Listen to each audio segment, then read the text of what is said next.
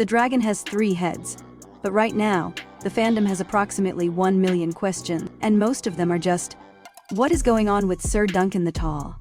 Seriously. One minute we're getting a new Game of Thrones show about the Targaryen civil war, and the next, HBO is like, actually, let's rewind way back to when a knight's honor was the only thing standing between the world and chaos. And guys, this might just be the W we've been waiting for. You're watching Prime Flix TV. Every frame a new flame. So, for anyone who's been living under Casterly Rock and Night Up, The Seven Kingdoms is the new prequel series, based on George R.R. Martin's Dunk and Egg novellas. It's set about 100 years before the main Game of Thrones events. Forget the Iron Throne drama for a second. This is a different vibe. It's a road trip show. Our main characters are Sir Duncan the Tall, a knight so broke he has to count every copper star, and his squire, a kid named Egg. Spoiler alert, Egg is actually Aegon Targaryen, future king. The whole heir to the throne incognito thing? Yeah, it's giving major main character energy. Their whole deal is just traveling around Westeros trying to do the right thing and constantly stumbling into massive, world-altering trouble. It's a buddy comedy but with swords and the constant threat of political assassination.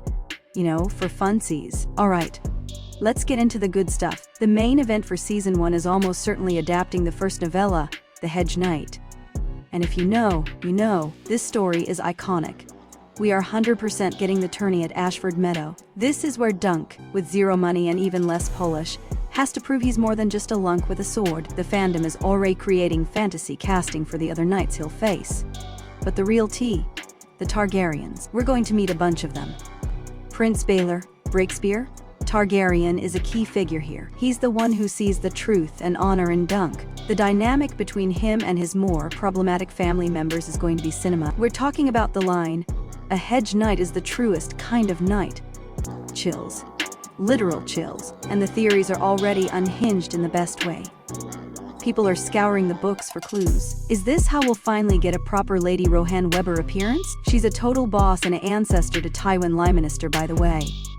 The connections are about to go crazy. The biggest question on everyone's mind, though, how do they nail the tone? This isn't the grimdark of House of the Dragon. It's more hopeful. It's about found family and the idea of knighthood. But this is Westeros. The showrunners have to balance that warmth with the inevitable, oh no, everything is terrible moments we all secretly crave. Let's put on our tinfoil hats for a minute. The rumor mill is spinning faster than the Dornish armies during a conquest. First, the casting. The internet is convinced they're looking for a young, unknown actor for Dunk. Someone who can be both gentle giant and a total beast in a fight. For Egg, they need a kid who can deliver sass and sincerity in equal measure. The chemistry has to be perfect, or the whole thing falls apart. Now for the wild theories. Some fans think the show will use flash forward. Maybe we'll see old Dunk and Egg through the eyes of Bran the Builder, connecting it all the way to the main series. That would be a serve. Others are convinced we'll get a cold open featuring the Blackfire Rebellion. Just a little taste of the chaos that shaped this era. A man can dream. And my personal favorite theory, that we'll see a very young, very grumpy Walder Frey getting owned by Dunk. It's the prequel content we deserve. Give the people what they want.